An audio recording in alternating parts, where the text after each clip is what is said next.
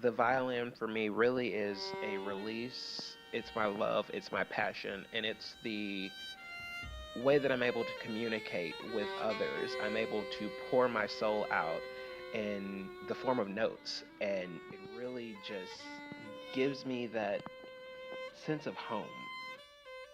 I couldn't see myself doing anything else in the world, and being a Gates Millennium Scholar and having the opportunity to study music without all of the financial woes is absolutely wonderful. Hi, I'm Demarkus Davis, and I'm a Gates Millennium Scholar. This is my story. I'm from Atlanta, Georgia, and this fall I will be attending the College of the Arts at Kennesaw State University, majoring in violin performance.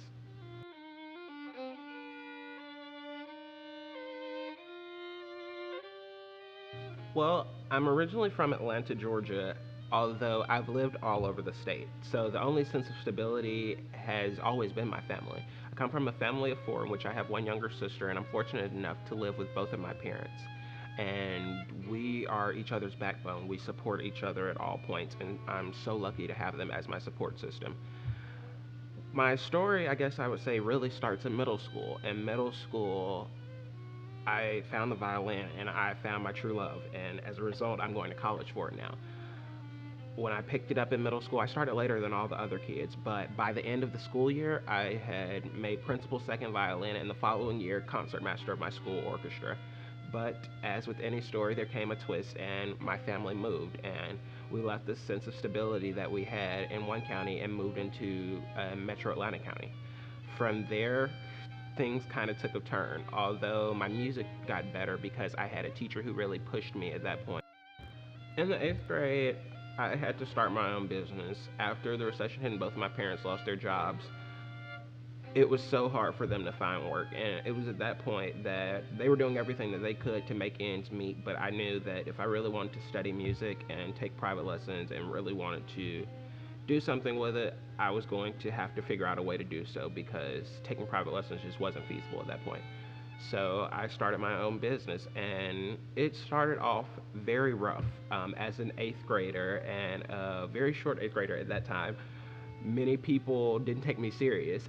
There were some supporters who thought it was great for a young person to be starting their own business, but then there were the people who went, "Yeah, that's great, but I'm not going to buy anything from you." So at that point, I figured I'm gonna have to do something else.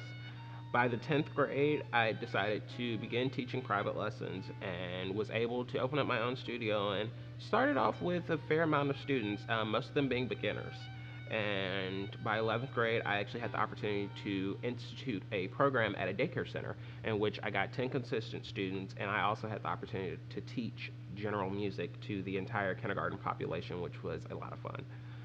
Moving forward, I've continued to teach and I've actually expanded my studio, and now I'm able to teach in two locations in Georgia, and I'm considering a third at this point.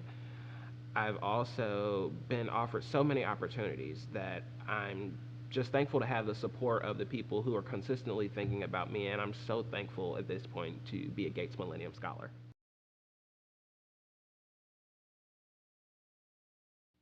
My father and I were sitting at home, and I remember it like it was yesterday. I was preparing to go to a volunteer event I had. My father was going to drop me off, and right before we got ready to leave, I ran to the mailbox.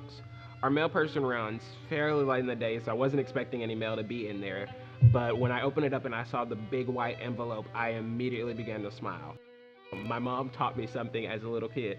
She said, if you're ever getting a letter from someone, if it's in a big envelope, that means it's good. If it's a smaller envelope, that means they probably don't have much to say to you.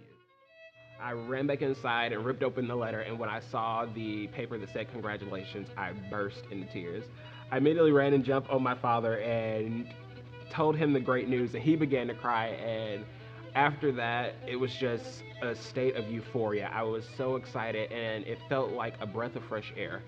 A huge weight had been lifted off not only my shoulders, but my family's shoulders, because I knew at that point I wasn't going to have to work in college. My parents weren't going to have to worry about paying for my college, and I knew that I could really focus on my major and be the best that I can be.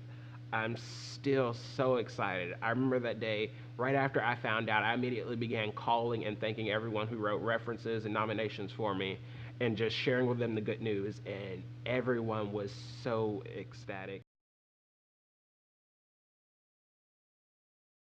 My role models are a number of people.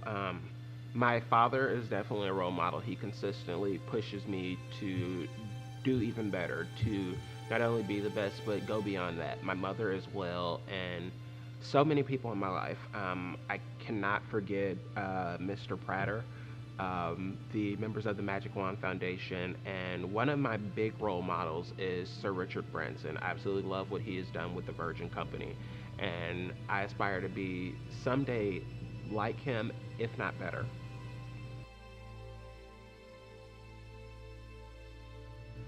My goals and aspirations would one be to go as far as the violin will take me. I absolutely love playing the violin. I love the power that it gives me. It gives me the ability to communicate with people through music, to make a person laugh, cry, happy, or sad. And ultimately, when I'm playing the violin, I'm at my happiest. It's my state of peace. It's my state of euphoria, and it always challenges me too, which I love.